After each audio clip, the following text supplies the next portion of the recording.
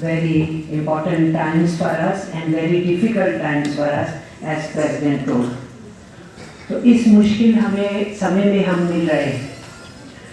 Comrade Ramendra tried to tell about what are the challenges before workers at present. They be public sector, government sector or private sector, in contract or daily wages. तो वो सभी लोग public sector के हों, government sector के हों, daily wagers हों, contract workers हों, उनके सामने जो आज संकट है उसकी तरफ कॉमरेड प्रेसिडेंट ने अपने इनिशियल रिमार्क्स में ध्यान दिलाया. हमको ये भी देखना है कि आज दुनिया बहुत एक दूसरे के ऊपर डिपेंडेंट है. मार्केट्स, ट्रेड्स, बिजनेस बहुत डिपेंडेंट है और उसमें पूरी दुनिया की इकोनॉमी में बड़ी बड़ी जो इकोनॉमीज हैं और जिनका एजेंडा अभी भी ख़त्म नहीं हुआ है, साम्राज्यवाद का, इंपीरियलिज्म का, कॉलोनियलिज्म का, वो नए रूप से चल रहा है. वो पूरी दुनिया के आर्थिक हालातों में अपनी धौंस जमाने में भी लगे हुए हैं. उसका इम्पैक्ट भी हमारे देश की इकोनॉमी पे है और अगर देश की इकोनॉमी को संभालने वाले उन्हीं के ही दलाल हों तो संकट और गहरा है. So I am trying to point out that world capitalism is on offensive. Imperialist and colonial mindset is once again aggressive. And once they are trying to suppress the nation, capture the trade, capture the business, capture the markets, the natural resources of other countries, so the situation becomes much worse. But our tragedy is that it's not only हम दो and हमारे दो, very rightly told by Comrade Ramendra, हम दो और हमारे दो. वो नाम नहीं लिए, मैं सीधे नाम ले रही हूँ. मिस्टर नरेंद्र मोदी और अमित शाह, ये हम दो हैं. अडानी और अंबानी हमारे दो हैं. उन्होंने उन दोनों का कॉरपोरेट्स का नाम लिया, बाकी दो उन्होंने समझा आप AITUC चला रहे हो, उसकी यूनियंस चला रहे हो तो आप समझते हो. तो केवल हम दो हमारे दो होता तो चलता ना. हम दो हमारे दो भी नहीं है. वो जो दुनिया के बाप अपने को बोल रहे हैं ना, उनके आगे भी ये नतमस्तक है. So tragedy of our country is that our rulers are not for defense of India, not defending our economy, our markets, our businesses. They want to give everything to them slowly and slowly. उन्हीं के हाथ में सब सौंपना चाहते हैं. और हम तो अब दुनिया की सबसे बड़ी आबादी है, चाइना को पीछे छोड़ दिए. 750 करोड़ की टोटल पॉपुलेशन में से we are now not 140 crore, already 143 crore. We have surpassed China. पूरे ग्लोब के ऊपर every 6th person is Indian person. Every 6th person on this planet Earth is Indian. So, such a big country with such a big population, with such more great resources we have, जल जंगल जमीन के जो हमारे साधन हैं, we are very rich in minerals, very rich in forests, and very rich in manpower. बहुत manpower है, surplus है, unemployment है, भयंकर स्थिति है, and we are no less in intellect. बहुत साइंटिफिक कैडर, रिसर्च कैडर हमारे देश में प्रोड्यूस हुआ. इस सारी रिचनेस के बावजूद अगर हमारे रूलर्स मुट्ठी भर इंडियन कॉरपोरेट्स और लिमिटेड इंटरनेशनल कॉरपोरेट्स और इंटरनेशनल फाइनेंस कैपिटल उनके आगे नाक रगड़े तो आप सोच सकते हैं पूरे देश को दाम में लगा सकते हैं. पीपल से कि ये सीज फायर के पीछे जो ट्रंप बार बार क्लेम कर रहा है, तो ये जो हमारे दो हैं ना, इनके बिजनेस इंटरेस्ट को सेफगार्ड करने के लिए भी याद करती गई सदन में. Without even taking army into confidence. Political decision तो गवर्नमेंट का होता है। तो ये किया गया। इसलिए हमने जब गोवा में मिले थे अपनी वर्किंग कमेटी में, तो जनरल काउंसिल में तो हम विशाखापट्टनम में मिले थे, लेकिन उसके बाद इस जनरल काउंसिल के बीच में हमारा वर्किंग कमेटी हुआ। वर्किंग कमेटी में जब थे हम तो ट्रंप जीत गया। ट्रंप के जीतने के बाद हमारा वर्किंग कमेटी हो रहा था, और ट्रंप की इनिशियल स्टेटमेंट्स पे हमने गोवा में चर्चा किया। वो तो सबको ही गाली दे रहा था, वो तो प्रो वर्कर्स को गाली दे रहा था, वो महिलाओं को गाली दे रहा था, वो ट्रांसजेंडर्स को गाली दे रहा था, वो इमिग्रेंट्स को गाली दे रहा था। वो सारे वर्कर जो डिफरेंट कंट्री से आके उनके लिए काम करते हैं, सफाई करते हैं, कंस्ट्रक्शन करते हैं, मैन्युफैक्चरिंग करते हैं, उन्हीं को ही गाली दे रहा था, मैं सबको भगा दूंगा। तो ऐसा थानेदार वो कह रहा है ये मैक्सिको मेरा है, कनाडा मेरा फर्स्ट स्टेट होगा, वो वाली जो कनाल है वो तो मेरी होगी, वो जो गाजा है वो तो नेतान्याहू मेरे लिए कब्जा करेगा, ऑल दैट थिंग। तो वी नोटेड इट देयर। लेकिन गोवा के बाद अब वो क्या कह रहा है, ही इज थानेदार इन डिक्लेयरिंग टैरिफ वारफेयर ऑल्सो। अब जो उसने टैरिफ वारफेयर शुरू किया है उसका इम्पैक्ट इंडिया पे नहीं होगा पूरा, लेकिन इंडिया क्या कर रहा है, इन अवर बजट 2025-2026 जो पेश किया गया, our government told its own finance minister to reduce the import duty of those things which are supposed to be imported from United States of America, and to increase the export duty of those items which our Indian businesses exported. आप किसको पीट रहे हैं? अभी तो Trump ने announce भी नहीं किया था कौन कौन सी आइटम्स में कहने वाला हूं आपको, और कौन सी मैं आपकी लेने वाला नहीं हूं। तो गवर्नमेंट न्यू कौन सी आइटम बोलेगा बिफोर हैंड, वो अभी बोला नहीं और इनके बजट में आ रहा है। तो जो मैंने आपको शुरू में कहा कि गवर्नमेंट तो यस मास्टर्स की वॉइस है, तो हम ट्रेड यूनियन के लिए बहुत difficult time, and we are AITUC and we have bigger responsibility in the whole united trade union movement.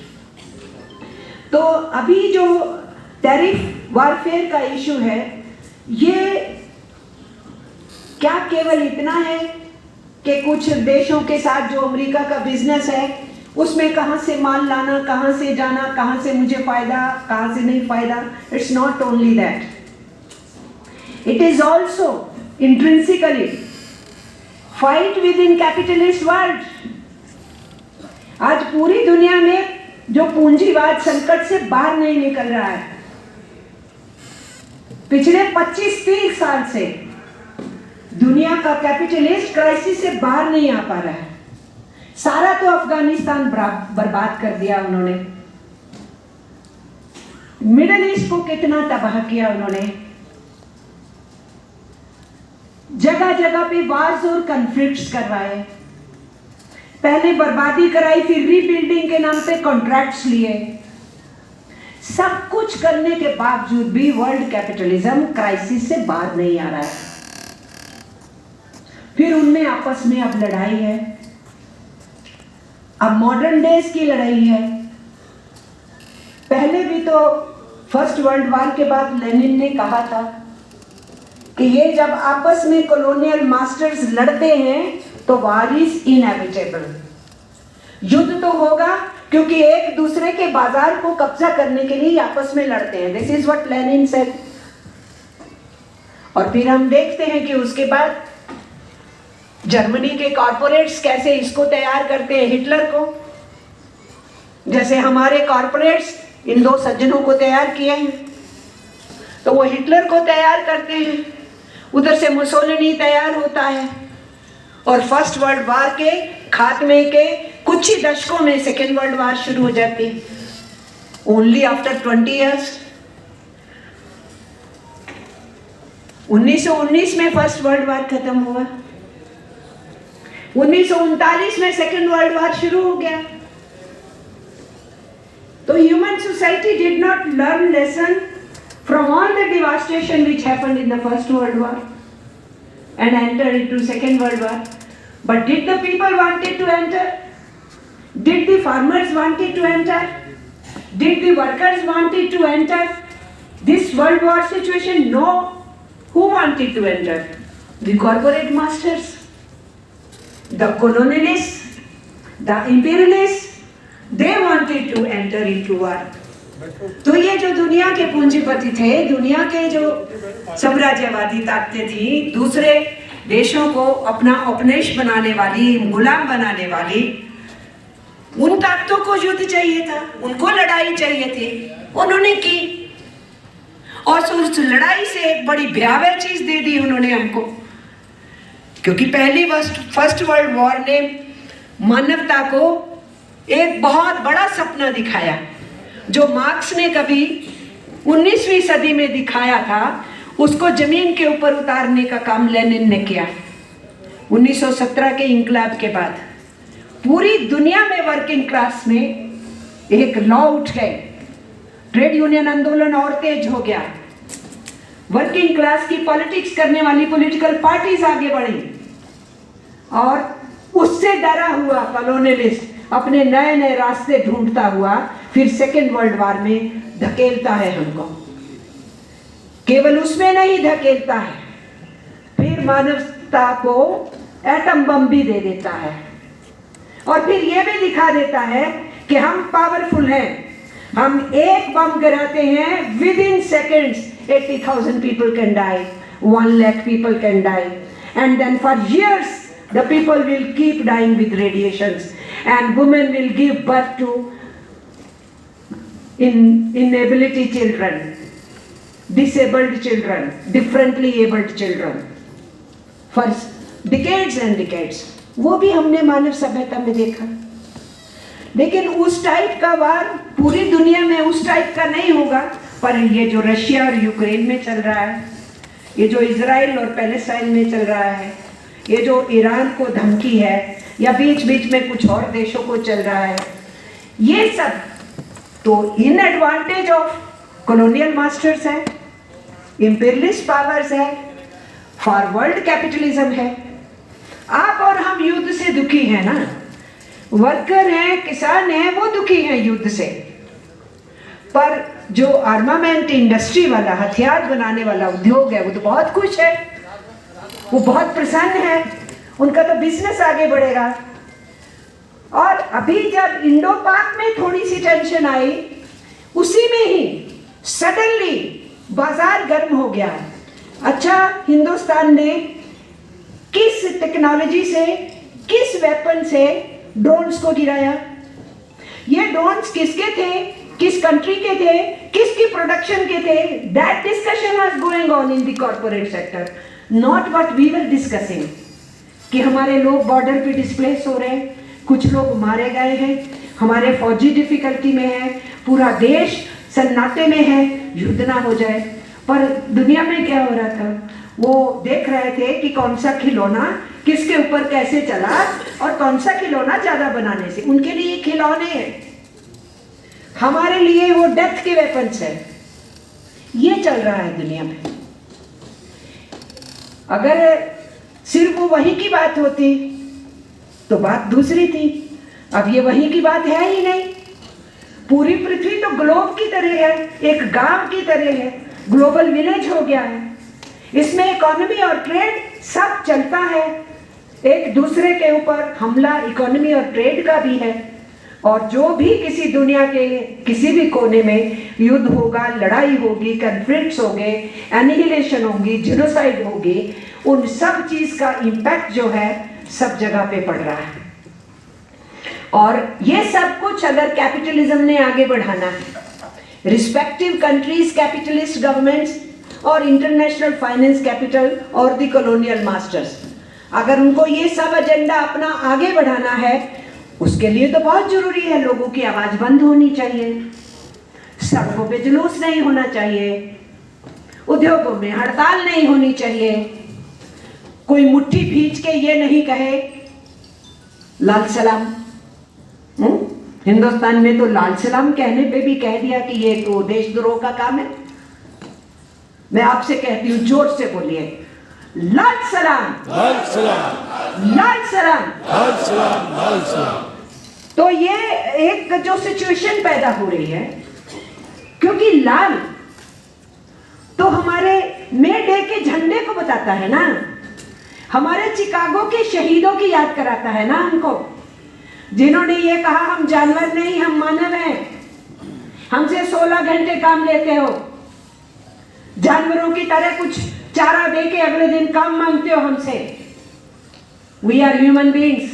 ये क्राई थी ह्यूमन बींग की, ह्यूमन सोसाइटी को, ह्यूमन सिविलाइजेशन को मजदूर ने सिखाया है ह्यूमन राइट्स क्या होते हैं। मानवीय अधिकार का बोर्ड लगाते हैं लोग, 4 लोग बैठ के कहते हैं हम ही मानव अधिकार को मानने वाले हैं। सरकारें ह्यूमन राइट्स कमीशन बनाती हैं, उनको काम नहीं करने देती हैं और कहते हैं कि हम ह्यूमन राइट्स के मालिक हैं। ह्यूमन राइट्स की डिस्कोर्स को मानव सभ्यता में मजदूर ने शुरू किया है और अपनी 8 घंटे की काम की लड़ाई जो शुरू की और खून जो बहा, उससे उसका लाल झंडा बना। तभी हम चिकागो के शहीदों को एवरी मे डे पे नमस्कार करते हैं। और 1889 में ये लाल मे डे मनाना शुरू हुआ, क्योंकि उसके 3 साल पहले 1 मई 1886 को चिकागो का घटना हुआ था। हमारे देश के मजदूर ने भी उस लड़ाई को आगे बढ़ाया।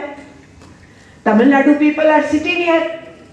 Our comrade Singarvellu, in 1923, he wants to begin May Day in Tamil Nadu. It was no Tamil Nadu at that time, Madras Presidency. So he wanted to do something. His wife was standing nearby. She was wearing a red sari. लाल साड़ी पहना था उनकी पत्नी ने. He just picked up her pallu, tore it off. That red flag, he raised it like this, and May Day began in India. This is how it happened. तो कोई ये कहेगा लाल सलाम क्यों करते हो, कोई कहेगा कि इनकलाब जिंदाबाद क्यों करते हो। तकलीफ होती है उनको।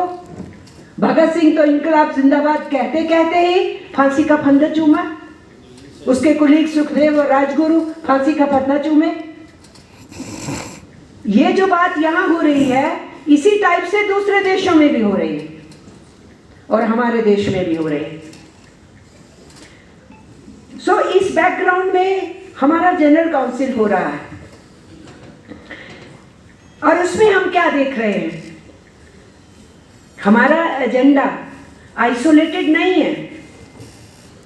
आगे हमारे वर्कर के लिए जॉब सिक्योरिटी चाहिए, काम के स्थान पे उसको ऑक्यूपेशनल सेफ्टी हेल्थ चाहिए, उसको काम के पूरे दाम चाहिए, उसको सोशल सिक्योरिटी आज चाहिए, उसको बुढ़ापे की पेंशन चाहिए, उसके बच्चे को पढ़ाई चाहिए, उसके घर के बीमार को इलाज चाहिए, उसके सिर पे छत नहीं है, उसको सिर के ऊपर छत चाहिए, उसको पीने का स्वच्छ पानी नहीं है, उसको चाहिए पब्लिक सर्विसेज, संडास ओपन बह रहा है उसके पास, उसके कवर चाहिए, उसको सैनिटेशन चाहिए।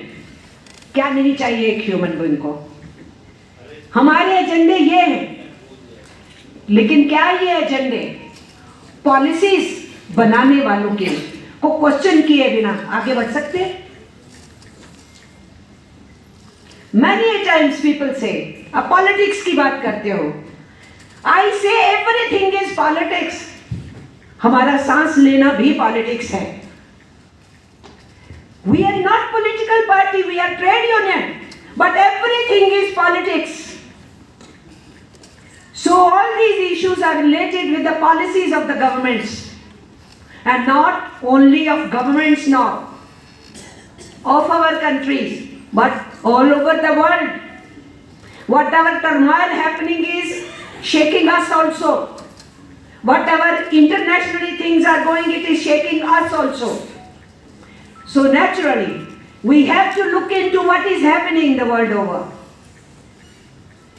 और उसमें हम देख रहे हैं कि दुनिया के अंदर जो कंपनियां हैं ना, सबसे अमीर जो 5 कंपनियां हैं, कुल दुनिया की धन दौलत की 50% की मालिक है। Can you imagine? 5 companies the world over are controlling 50% wealth of the whole world. As in your own country,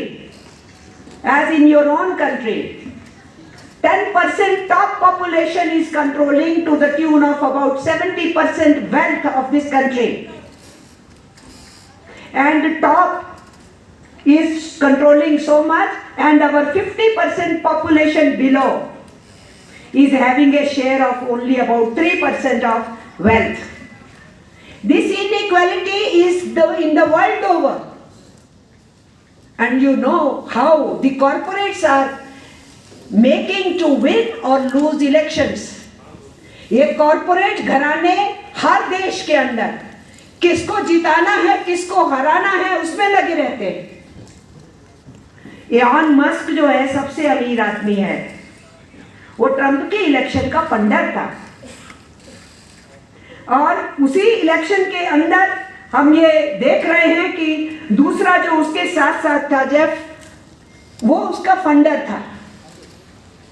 उनकी जो आर्मामेंट की कॉन्ट्रैक्टर्स हैं, उन्होंने कई गुना उससे आर्मामेंट का बिजनेस लेने के लिए उसकी इलेक्शन में उसको सपोर्ट किया। यूं ही सपोर्ट किया उन्होंने। वो क्यों नहीं चाहेंगे कि फिलिस्तीनियों की गाजा के अंदर किलिंग चलती रहे, और घुसो, मिडल ईस्ट में घुसो, वहां से एशिया में घुस जाओ, कॉरिडोर बनाओ, रोड रूट्स, वाटर रूट्स, सब कुछ तुम्हें मिलना चाहिए दुनिया के बिजनेस में। और ऐसी सिचुएशन में हमारी गवर्नमेंट उनके साथ खड़ी दिखाई दे, it's a matter of worry.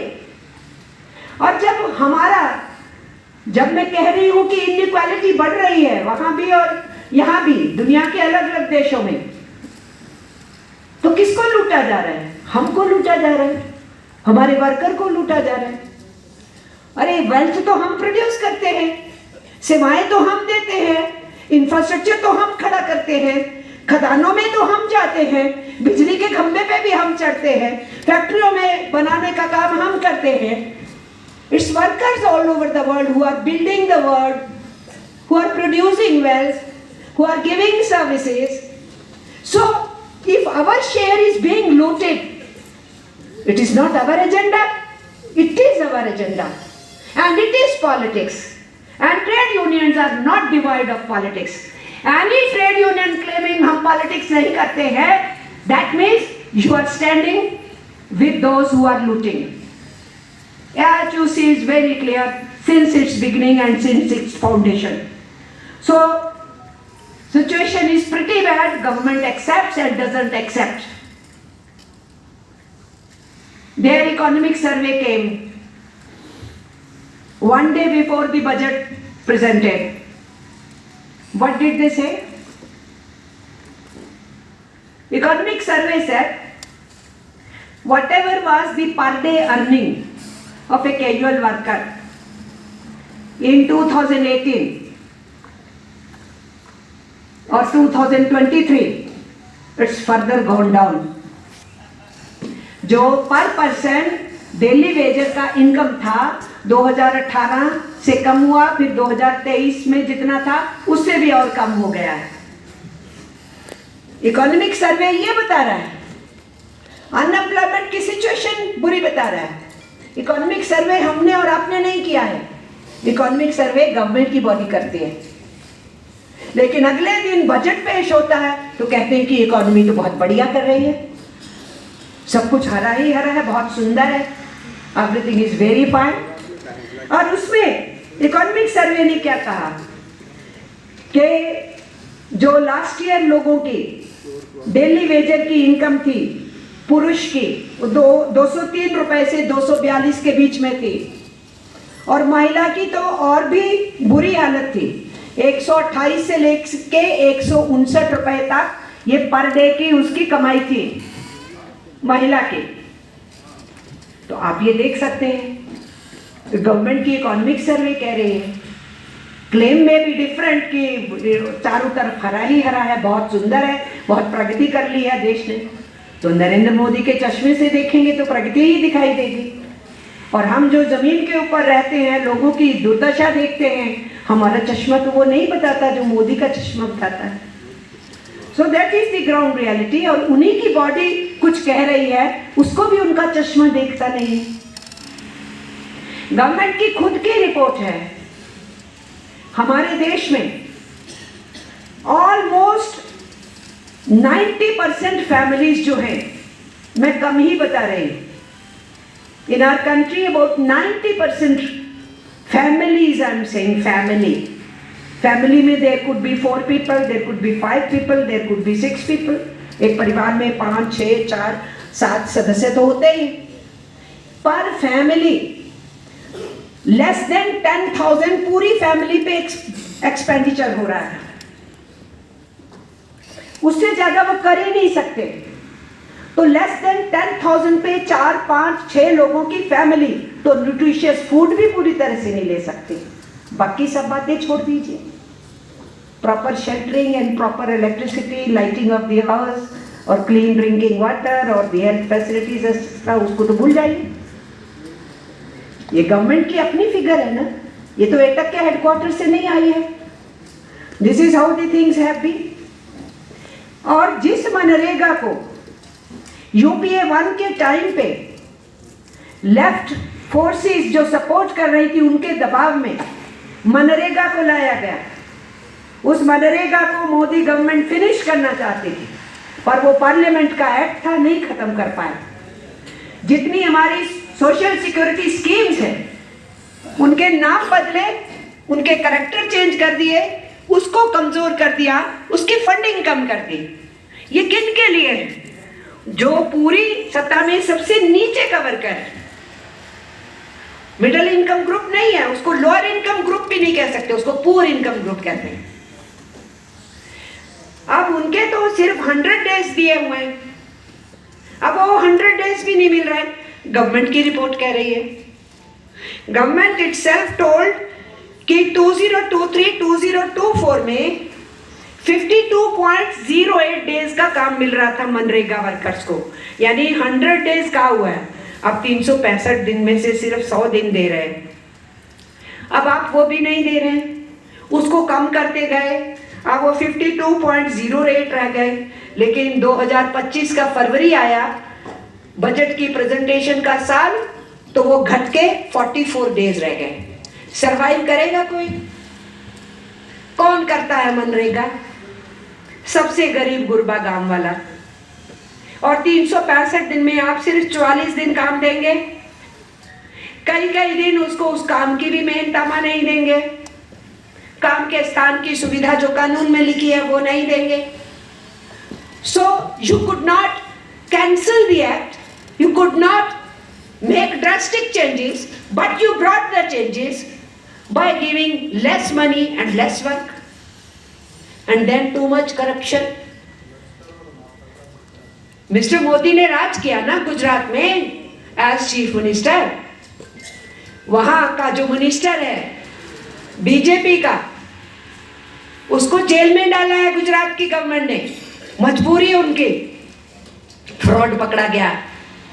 MNREGA fund का purest of the poor, MNREGA के पैसे में करप्शन किया गुजरात का मिनिस्टर, उसको और उसके भाई को, दोनों को इस वक्त जेल में है, बेल नहीं मिली है। Where are we? तुम स्कीमों को बर्बाद कर रहे हो और जो है उसमें से भी खा रहे हो। This is what happened. So इस सारी सिचुएशन में government has been very friendly to all the corporate sectors. Round about 16 lakh crore rupees had been written off उन सारे जो कर्जे हैं। When Comrade Venkatachalam speaks, he will tell the latest. I am telling what was told in Parliament. In Parliament, they had to answer when they were asked how many you have written off. आप किसान का कर्जा माफ माफ करने को तैयार नहीं है। छोटा मोटा काम धंधा करने वाले का कर्जा वो दे नहीं पा रहा है, माफ नहीं आप कर रहे हैं। आप बच्चों की एजुकेशन लोन में गला पकड़ के उनके माँ बाप का छीन रहे हैं उनसे वापस एजुकेशन लोन, लेकिन आप ये बड़े कॉर्पोरेट घरानों को 16 लाख करोड़ रुपया माफ कर देते हो 10 साल में। This is what they have done. That's why लड़ना तो पड़ेगा, क्वेश्चन करना पड़ेगा, सड़कों पे आना पड़ेगा, जेल जाना पड़े तो जेल भी जाना पड़ेगा, लड़ाई तो होगी। दूसरी ऑर्गेनाइजेशंस क्या करती हैं क्या नहीं करती हैं, पर हम तो जवाबदेह हैं। यूनाइटेड ट्रेड यूनियन फ्रंट में हम फैसला लेते हैं तो फिर उसकी इंप्लीमेंटेशन में सबसे बड़ी सिरदर्दी तो हमारी होनी चाहिए। So that's why these issues should boil our blood. What is happening to our poor people? What is happening to our workers? That's why I am giving these figures to you. और इसी तरीके से केवल यही नहीं है, insolvency act बनाया Modi government ने। वो बड़े बड़े सारे जो लुटेरे हैं उनकी लूट को जस्टिफाई कैसे करना है, उसको बचाना कैसे है। चिंता मत करो, तुमने 1 रुपया लूटा ना, उसमें से 80 पैसा बचा देंगे तुम्हारा, 90 पैसा बचा देंगे, सिर्फ 10 पैसे दे देना। All that is going on. That's people's money, hard-earned money of people, gone to the banks, and our people's money in budgets, the governments put for investments and all. ये सब कुछ जो है इसके खिलाफ तो लड़ने पड़ेगा, तो लड़ेंगे तो सरकार को बहुत तकलीफ है, तो फिर वो तकलीफ है तो जो ऑर्गेनाइज्ड फोर्स है जो लड़ेगी उनके खिलाफ उसको तो गले से पकड़ना जरूरी है। तो वेलकम करने वाले जनरल सेक्रेटरी ने भी बोला और हमारे कॉमरेड प्रेसिडेंट ने भी बोला कि इनका क्या एटीट्यूड है वर्कर के प्रति। उन्होंने एग्जाम्पल दिया विशाखापट्टनम का, कॉमरेड रविंद्र ने। उधर एनएमडीसी में भी यही हाल चल रहा है। आप अगर ओवर टाइम का आपको राइट है तो ओवर टाइम रिफ्यूज करने का भी आपको राइट है, वो स्ट्राइक नहीं होती। एनएमडीसी में मैनेजमेंट कह रही है ये स्ट्राइक है, और वहां भी उनको ओवर टाइम, अब जब वो ओवर टाइम करने को है तो वो कहते हैं तुमको नहीं देंगे, रिटायरी को लगा देंगे उस जगह के ऊपर।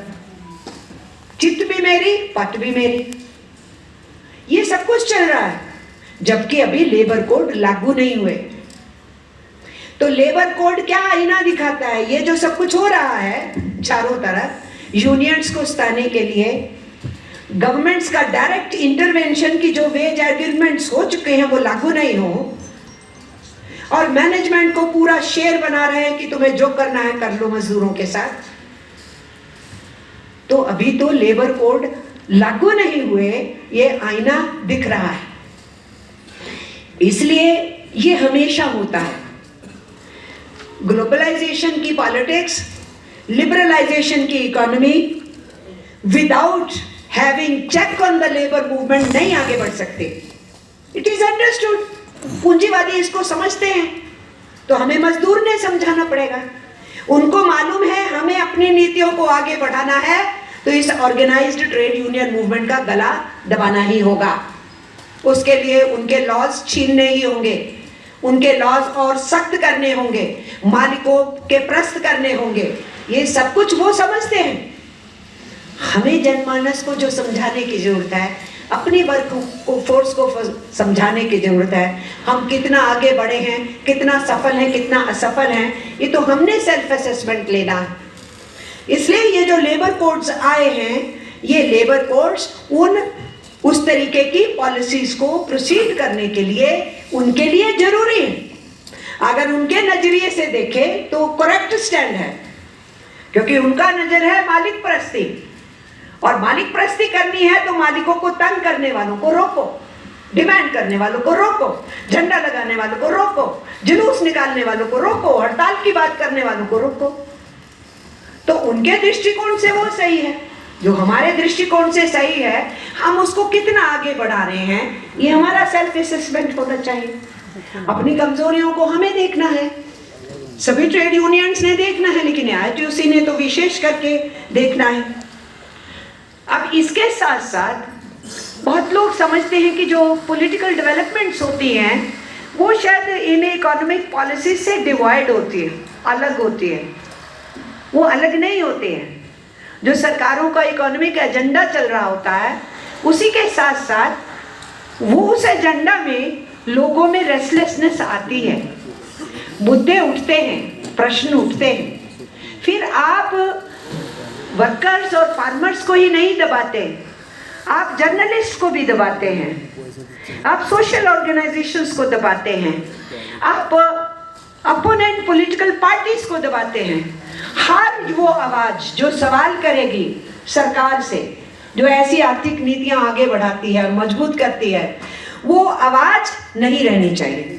नॉट ओनली कि ट्रेड यूनियन मूवमेंट को कुचलो, नॉट ओनली कि किसानों को दबाओ और उनकी जमीन छीन लो और उनको जमीन मजदूर बना के खड़ा कर दो, वो भी फैक्ट्रियों में पिले या दिहाड़ीदार मजदूर बन जाएं, अपनी जमीन से डिवाइड हो जाएं। नॉट ओनली दैट, उसके साथ साथ अपने विरुद्ध जो अपोजिशन बिल्ड हो रही है उस अपोजिशन को कैसे कंट्रोल करना, how to control opposition and how to stop the voices of opposition, वो एजेंडा चल रहा है। And I need not explain, all of you know कैसे ईडी का यूज, सीबीआई का यूज, यूएपीए का यूज, सेडिशन एक्ट का यूज, और फिर जो 3 लॉज बदल दिए इन्होंने, आईपीसी, सीआरपीसी और इंडियन एविडेंस एक्ट, उसको चेंज करके नया लॉ ले आए, वो सब कुछ इन्होंने किया है। तो it's not only labour codes, it's rest of the society also. We come in the front line, but then along with that other sections have also to be controlled। वो सब कुछ चल रहा है। उस सब कुछ के चलने के साथ फिर जब थ्रेट दिखता है सत्ता चली जाएगी, तो उसमें भी कुछ करना होता है। आप और हम तो जानते हैं ना, बुरी हालत में थी ये गवर्नमेंट 2019 के इलेक्शन से पहले। सर्वे आफ्टर सर्वे बता रहे थे कि ये गवर्नमेंट टूट जाएगी, और तभी हुआ था वो पुलवामा, तभी हुआ था ड्रामा बालाकोट का। मर तो हमारे फौजी गए थे,